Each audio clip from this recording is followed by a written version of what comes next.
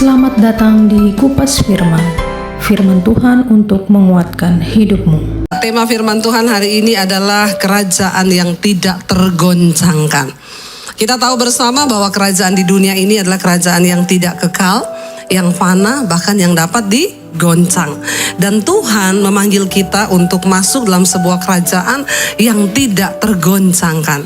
Bapak Ibu, ketika pertama kali manusia jatuh ke dalam dosa, iblis dibuang, dia membangun kerajaannya di dunia ini. Kemudian Yesus datang ke dalam dunia untuk membawa kerajaan Allah, yaitu kerajaan yang tidak tergoncangkan. Mari kita buka bersama Ibrani pasal 12, kita baca ayat yang ke-18 saudara ya. Ibrani 12 ayat yang ke-18, firman Tuhan berkata, kita baca sama-sama.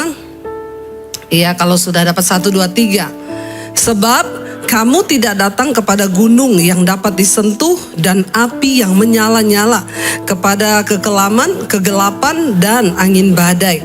19. Kepada bunyi sangkakala dan bunyi suara yang membuat orang yang mendengarnya ya memohon supaya jangan lagi berbicara kepada mereka.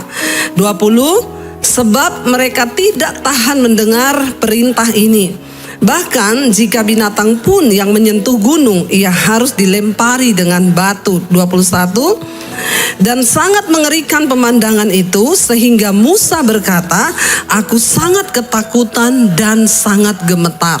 Saudara, kita baca sampai di situ dulu. Firman ini berkata, kita ini sekarang tidak lagi datang kepada gunung yang dapat disentuh, dan kita nggak datang kepada api yang menyala. Kita juga tidak datang ke dalam kekelaman, kegelapan, dan angin badai. Apa maksudnya ini? Bapak Ibu, ketika di perjanjian lama, dulu bangsa Israel mencari Allah, Tuhan itu tidak berwujud. Dia menyatakan dirinya dalam bentuk api, dalam bentuk badai, angin, ya dia tidak terlihat dan tidak bisa disentuh. Dan ketika itu bangsa Israel pun ya tidak berani untuk mendekat dengan Tuhan. Ketika Musa naik di atas gunung, Tuhan berkata kepada Musa, jangan ada seorang pun yang ikut dengan engkau, sebab dia pasti akan mati. Tidak ada seorang pun yang bisa mendekat kepada Tuhan. Ya, pada zaman perjanjian lama, hanya orang-orang yang dipilih Tuhan yang boleh mendekat dan berjumpa dengan Allah. Tuhan berkata, jangan sampai ada satu orang pun dari umat Israel yang ikut dengan engkau naik ke atas gunung ini, maka dia pasti akan mati, karena betapa kudusnya Tuhan. Saudara, Tuhan tidak menampakkan diri dalam rupa. Kenapa? Karena Tuhan berkata, kalau aku menampakkan diri dalam bentuk rupa, nanti bangsa ini akan membuat patung yang serupa dengan aku, lalu mereka akan menyembah aku. Karena memang dari dulu manusia itu butuh figur yang bisa dia lihat. Jadi kalau Tuhan hanya dalam bentuk angin, api, bangsa Israel itu nggak suka gitu ya.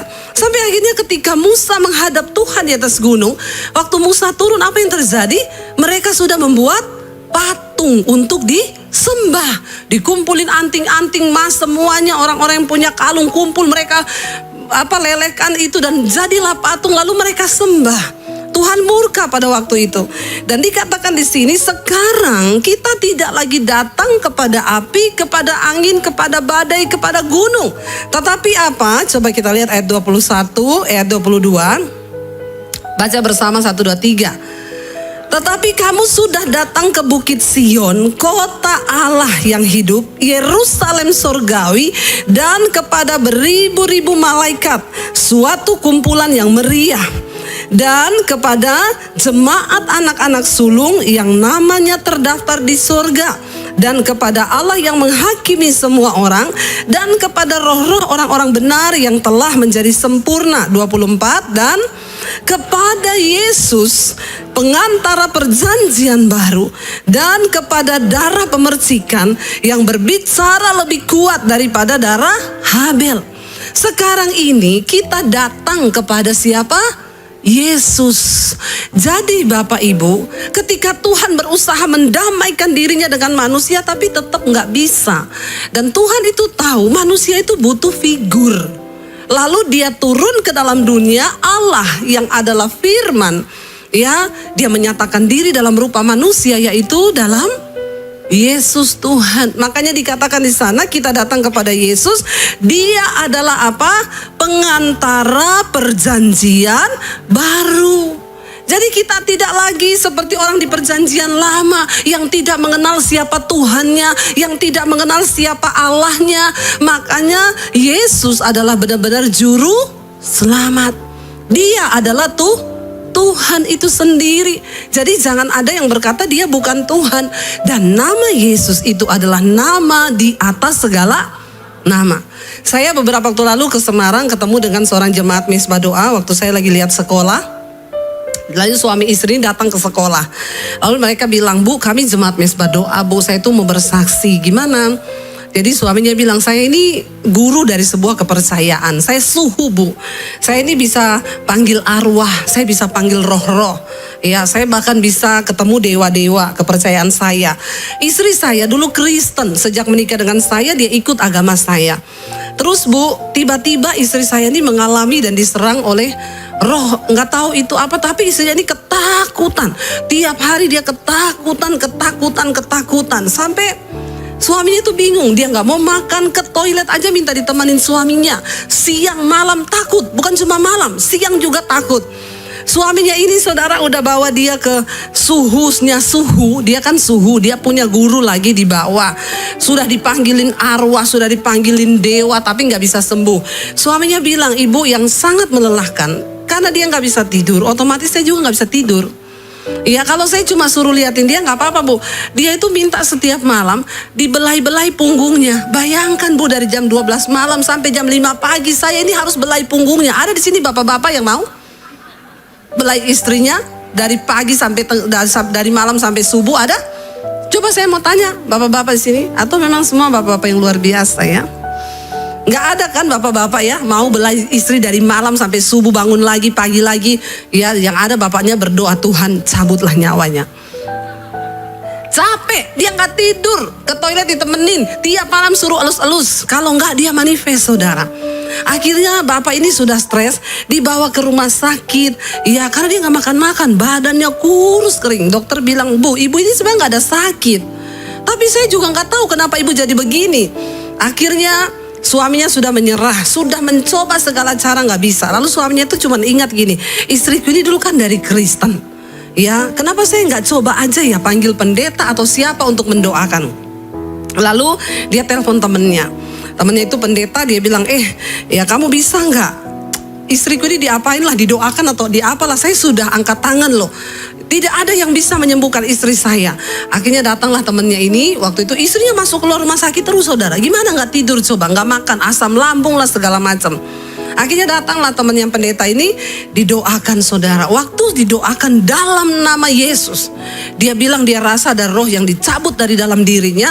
Tiba-tiba dia sembuh. Ya dia sembuh, lalu setiap hari dia ikut mesbah doa, dia ikut khotbah, imannya bertumbuh, sekarang jadi berani, berat badannya naik dan dia sembuh total. Lalu suaminya bilang, kamu kembali ke gereja. Kalau saya tunggu dulu karena saya ini suhu. Saya ini guru di agama saya. Ketemu saya tantang dia, Pak.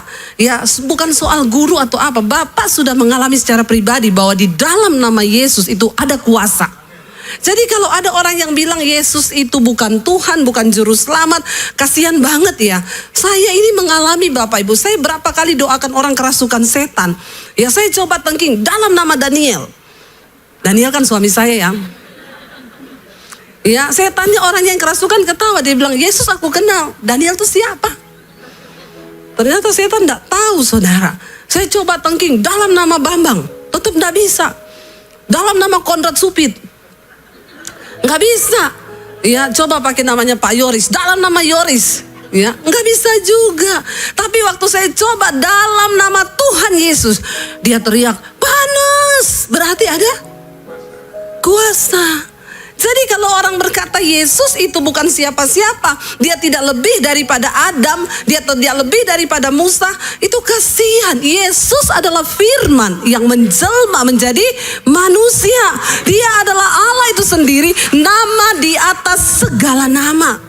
Di sini jelas dikatakan kita ini sudah datang kepada Yesus, dia pengantara perjanjian baru. Lihat ayat yang selanjutnya saudara, ayat 25 kita baca dengan suara yang keras ya. 1, 2, 3. Jagalah supaya kamu jangan.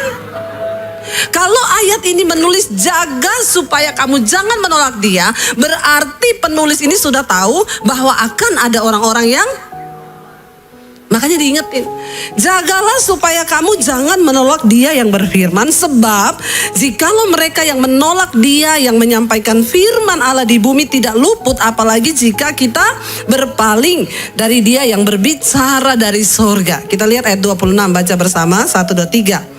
Waktu itu suaranya menggoncangkan bumi, tetapi sekarang ia memberikan janji apa? 1 kali lagi aku akan menggoncangkan bukan hanya bumi saja, melainkan langit juga. Saudara, yang ada banyak yang berkata begini, kalau kiamat nanti yang hancur itu cuma bumi, tapi Mars, planet itu tidak, planet yang lain tidak hancur, bulan itu nggak hancur. Makanya beberapa ahli mencoba mencari tahu apakah di planet luar itu ada kehidupan. Mereka coba tanam tomat, bisa berbuah. Ya, terakhir penemuan terakhir di Mars itu ada nitrogen dan ada sedikit oksigen. Jadi kemungkinan ada orang-orang yang akan bisa hidup di Mars. Mereka bilang apa? Supaya kalau bumi ini hancur meledak, mereka masih bisa tinggal di Mars. Siapa yang mau berangkat ke sana? Mumpung belum di booking sama Podomoro. Saudara, coupling memang di sana ya, rumah banyak-banyak. Manusia itu mau melampaui Tuhan. Alkitab berkata, di sini dikatakan, ia memberikan janji 1 kali lagi. Aku akan menggoncang bukan hanya bumi saja, tapi kalau langit juga digoncang, berarti semua yang ada di tata surya di langit itu hancur gak?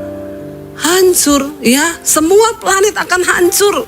Bahkan di ayat yang lain Alkitab berkata, bumi ini akan hangus dalam nyala api yang demikian hebat, dan unsur-unsur dunia semua akan terbakar. Kalau engkau tahu betapa semua akan hancur secara demikian, betapa suci dan salehnya kita harus hidup.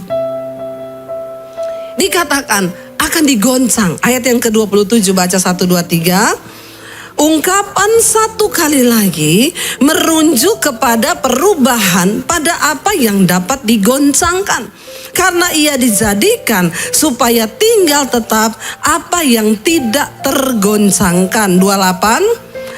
Jadi karena kita menerima kerajaan yang tidak tergoncangkan, marilah kita mengucap syukur dan beribadah kepada Allah menurut cara yang berkenan kepadanya dengan hormat dan takut. Saudara, perhatikan.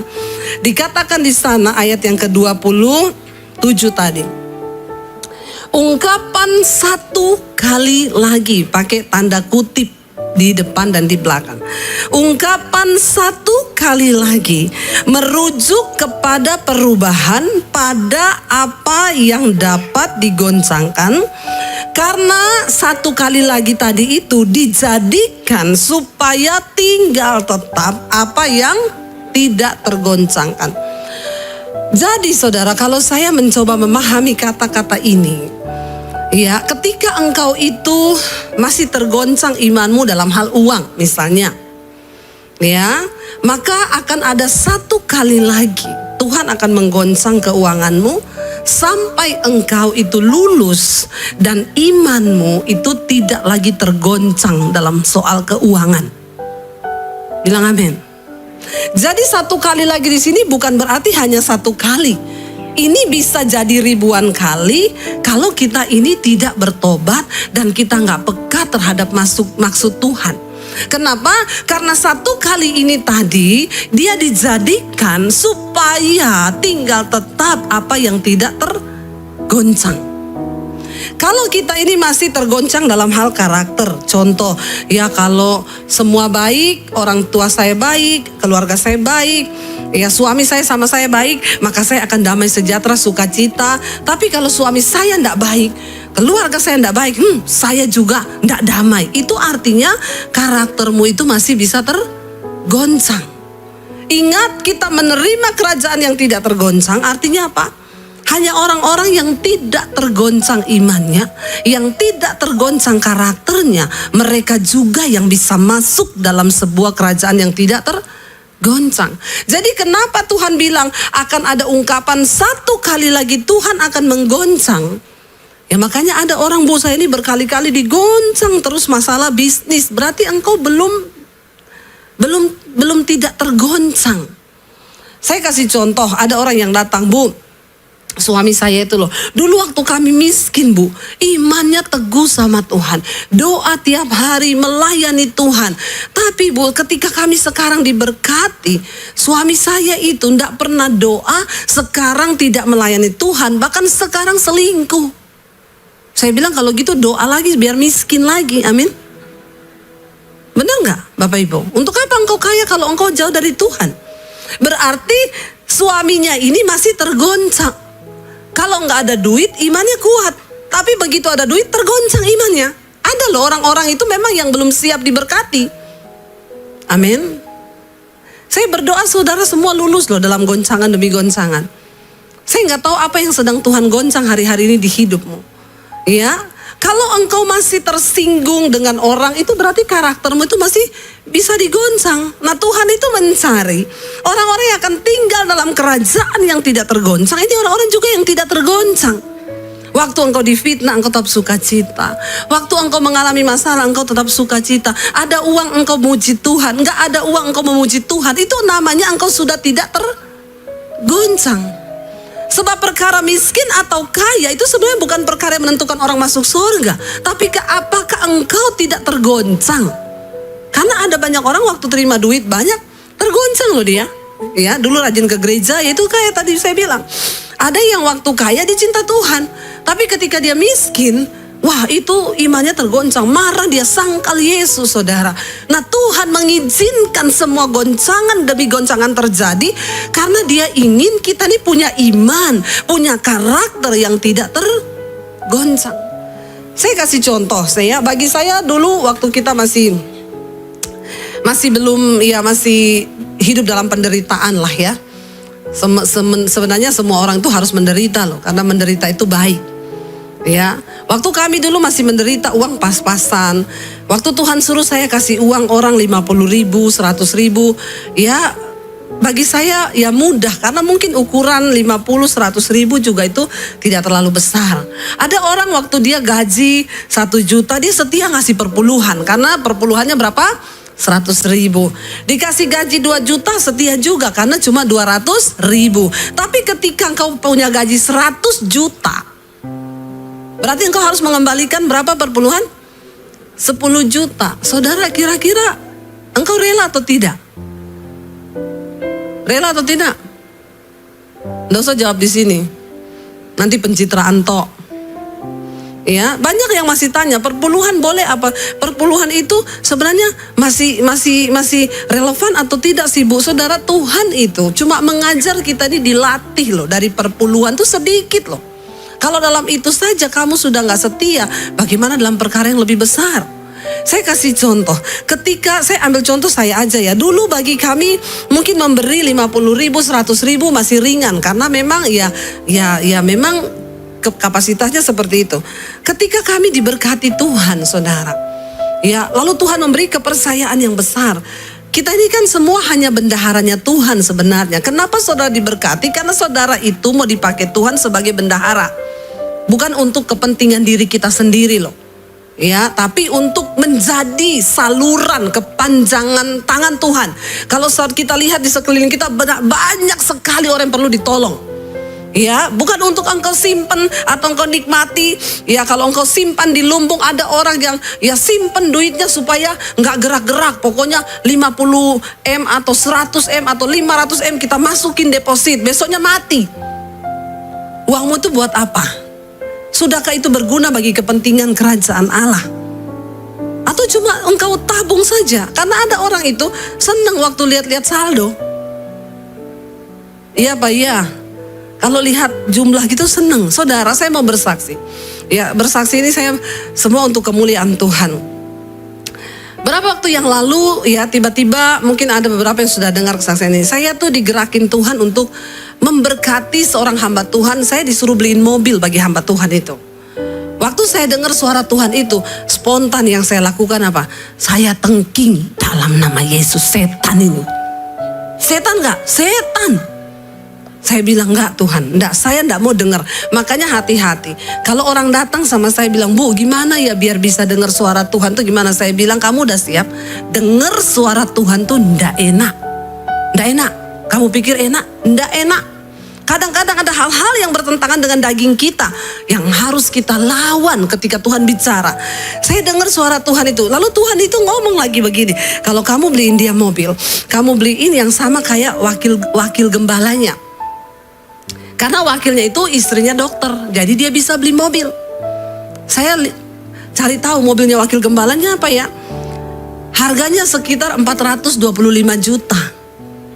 Bagi saya itu besar nggak Bapak Ibu? Saya mau tanya, bagi Bapak Ibu besar nggak? Ya besar kan? Mungkin Bapak Ibu nggak besar ya. Bagi saya itu besar loh. Jadi saya tengking, lama saya nggak mau gubris itu suara. Dalam nama Yesus, saya tolak. Besok lagi bicara, dalam nama Yesus. Nggak, saya nggak mau dengar. Lama-lama saudara, terus itu suara bicara di hati saya. Jadi memang benar Rasul Paulus bilang, orang itu kalau menjadi tawanan roh, itu ndak enak. Ya, ndak enak, benar. Lalu saya akhirnya bilang begini, Tuhan gini ya Tuhan ya. Firman-Mu itu berkata, ya istri itu tunduk kepada suami, ya. Jadi saya mau ngomong ke suami saya ya. Kalau suami saya setuju, saya baru kasih ya. Tapi kalau suami saya tidak setuju, berarti kan saya tidak boleh dong ya, tidak tunduk kepada suami. Kita ini kadang pakai firman buat apa ya, mengelabui Tuhan toh. Tapi padahal Tuhan itu salah apa benar? Benar, dia nggak pernah salah. Karena saya tahu suami saya ini orangnya bukan pelit, tapi agak perhitungan. Biasa bapak-bapak itu memang agak perhitungan. Jadi saya pikir saya kasih tahu dia, pasti dia tolak juga. Jadi saya bilang satu kali, saya bilang, saya mau ngomong sama kamu apa? Saya dapat suara Tuhan loh, kita suruh beliin mobil pendeta. Ya, dan Tuhan bilang mobilnya itu ya yang sama dengan wakil gembalanya itu sekian. Suami saya itu diem aja tuh, ben biasa dia bilang, wih gila besar banget. Nggak usah lah, itu kamu halusinasi itu. Bukan suara Tuhan. Dia diem 1000 bahasa. Terus saya tanya, menurutmu gimana loh? Terus dia jawab gini, kamu tahu enggak? Aku tuh udah Tuhan bicara itu udah dari bulan Januari lalu. Ternyata udah lama banget saudara. Tuhan tuh kasih tahu sama dia. Tapi memang karena dia perhitungan, dia diem baik. Jadi saya bilang sama suami saya, oh ternyata karena kamu tuli, makanya Tuhan tuh ngomong ke saya. Ya kalau kayak gini kan saya udah nggak bisa berdalih lagi ya. Akhirnya ya kita berunding, yuk gede loh itu buat kita ya. Tapi ya kita ini kan hanya bendaharanya Tuhan ya, kita taat saudara. Tuhan tuh kadang tuh hanya mau menguji hati kita ini loh. Kamu dulu waktu pas-pasan uangmu, tinggal 50.000 uangmu, besok udah gak tahu mau makan apa. Tuhan suruh saya kasih orang yang membutuhkan 50.000 itu, saya berani. Itu kan 50.000, nah sekarang Tuhan sudah berkati jumlahnya lebih besar nih. Tapi apakah setelah aku memberkati engkau, imanmu itu geser, imanmu itu goncang atau tidak? Kalau kamu gak kasih, berarti imanmu bergoncang itu. Lalu saya sama suami kita sepakat, ya udah ya, berarti kita rela ya keluar segitu ya, rela. Ya udah, ini kok kan punya Tuhan. Saya itu Tuhan kasih gambaran gini, coba kalau kamu punya pegawai bendahara, terus kamu bilang sama dia, besok siapin uang sekian ya, saya mau bayar tagihan. Terus dia bilang, nggak mau Pak, gede banget uang segitu buat apa? Saudara marah nggak kalau saudara punya bendahara disuruh keluar duit, dia nggak mau keluarin duit? Saudara marah? Yang punya bendahara tahu ya, langsung ngomong marah. Yang lain enggak punya bendahara, enggak apa-apa, tapi kita sendiri nih. Nah Tuhan tuh ngomong, lah kamu itu kan hanya bendaharaku, kamu mau enggak? Akhirnya kami sepakat saudara, sikap hati kami bilang Tuhan, oke Tuhan, kami mau. Saudara, biarlah kita ini semua kedapatan di hadapan Tuhan. Ya, bahwa kita ini hatinya tuh rela gitu loh. Saya kaget saudara, ya ketika berapa bulan setelah itu, saya bilang sama suami saya, pembangunan sekolah misi kami kan hampir selesai. Ya itu tuh Tuhan dahsyat luar biasa. Dari awal saya sudah bersaksi di sini. Tadinya waktu kita mau bangun tuh saya bilang sama suami saya gini, keuangan kita ini enggak seberapa, tapi tenang aja, nanti kita taruh nomor rekeningnya di layar YouTube gede-gede. Di Mesbah Doa kita jalan-jalankan itu rekening. Ya, untuk rekening pembangunan sekolah misi saudara bisa alirkan ke sini. Tapi saudara, waktu kami mau melakukan itu Tuhan tegur saya. Ya, kamu ndak usah merekayasa berkat Tuhan. Aku tuh Tuhan. Kalau kamu taruh begitu malah aku ndak memberkati. Jadi saya takut, saya bilang sama suami, ndak usah, ndak jadi. Kami melihat bagaimana pemeliharaan Tuhan. Itu kasur disumbang, itu lampu listrik, AC semua disumbang orang. Kemarin nih loh, terakhir saya bilang sama suami saya, kita ini mau selesai, belum ada furniturnya loh. Kita kan harus beli ini. Iya ya, yaudah nanti aja kapan ada waktu kita cari yang murah-murah aja ya buat sekolah misi. Tiba-tiba saudara, saya waktu mau pelayanan di Surabaya, kita rencana juga mampir ke Malang. Ada orang WA, Bu Debi Shalom, saya orang Malang. Ya, kapan ibu jalan-jalan ke Malang, Bu? Kami punya pabrik furniture di Malang. Saya tergerak, Bu, untuk menyumbang semua furniture yang dibutuhkan untuk sekolah misi. Loh saudara, ya waktu baru mau ngecat aja, ya tukangnya bilang, Bu nanti ini kita mau masuk pengecatan ya, keluar dana besar ini. Oke Bu, tiba-tiba Bu, Shalom, saya dari Bandung, saya punya toko cat. Ibu butuh cat apa aja? Loh, saya kaget. Berapa bulan lalu saudara, saya itu bilang sama suami, saya udah mau selesai. Nanti untuk sekolah misi kita butuh mobil lagi. Kita cari yang second aja, yang bekas untuk sekolah misi. Tiba-tiba Pak Konrad ngomong, Bu, kita kan tiap bulan ngasih buat gereja sudah selesai ya. Yang bulan Agustus ini nanti saya kasih buat ibu di sekolah misi. Loh saudara, Tuhan itu ya, loh kita tuh gak pernah ngerti loh cara kerja Tuhan. Tapi apakah kita ini dalam mengikut Tuhan benar-benar kita dilatih, digoncang itu tidak tergoncang? Ya bukan cuma dalam hal uang, dalam hal apapun. Saudara, ketika engkau disakiti lalu engkau masih tersakiti, itu artinya engkau masih tergoncang. Ingat, kita ini sedang dipersiapkan masuk dalam sebuah kerajaan yang tidak tergoncang. Di sorga itu tidak ada orang yang karakternya tergoncang. Pagi marah, siang senyum, malam ketawa. Itu gila. Amin. Yang ada di sorga itu orang yang sukacita, terus damai sejahtera, terus. Nah, kapan kita berlatih? Sekarang ini. Dan Tuhan izinkan goncangan satu kali lagi. Engkau gak lulus ya satu kali lagi. Besok gak lulus lagi satu kali lagi. Sampai engkau lulus dan terbukti imanmu, karaktermu tidak tergoncangkan. Waktu digoncang enak Kak? Nggak enak. Waktu digoncang itu tidak enak, persoalan, tekanan, kesusahan. Tapi kita mau lihat buktinya apa yang kita dapatkan nanti kalau kita tidak tergoncang. Mari kita buka Wahyu. Wahyu pasal yang ke-7 ayat 13 sampai ayat yang ke-15 saudara. Inilah yang akan kita terima kalau kita itu lulus setiap satu kali lagi kita lulus ya. Yohanes ketika berada di Pulau Patmos, dia mendapat sebuah penglihatan yang besar tentang akhir zaman. Wahyu 7 ayat 13 firman Tuhan berkata di sana, kita baca sama-sama 1, 2, 3. Dan seorang dari antara tua-tua itu berkata kepadaku, siapakah mereka yang memakai jubah putih itu dan dari manakah mereka datang? Jadi Yohanes melihat sekumpulan besar orang pakai jubah putih semua. Dia tanya sama tua-tua yang berdiri di sana, siapa mereka itu? Baca ayat yang ke-14 berkata di sana, ya firman Tuhan bilang apa? Maka ya Tuhan mengetahuinya.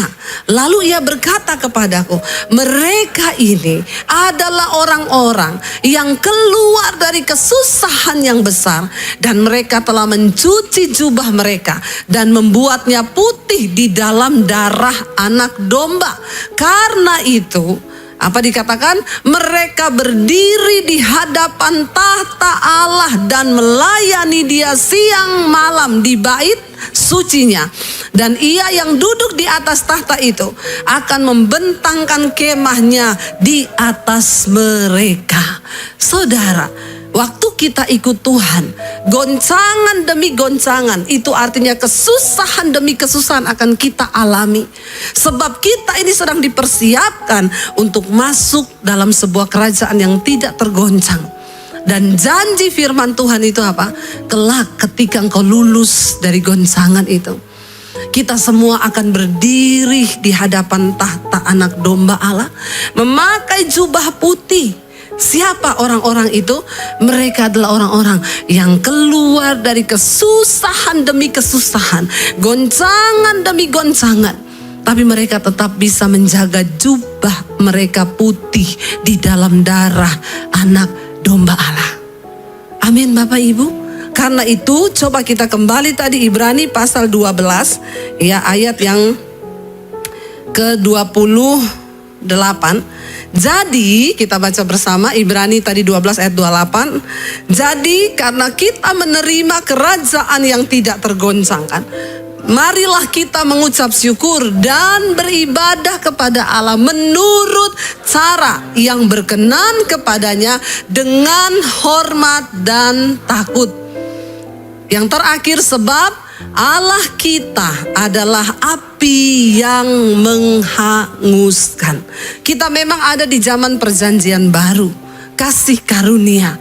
Tetapi itu tidak berarti standar Tuhan akan kekudusan dihilangkan.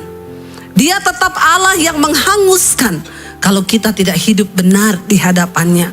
Sekarang banyak yang berkata, Yesus adalah sahabat orang berdosa. Makanya yang homo tetap homo, yang lesbi tetap lesbi, pelakor tetap jadi pelakor, penipu tetap jadi penipu. Kenapa?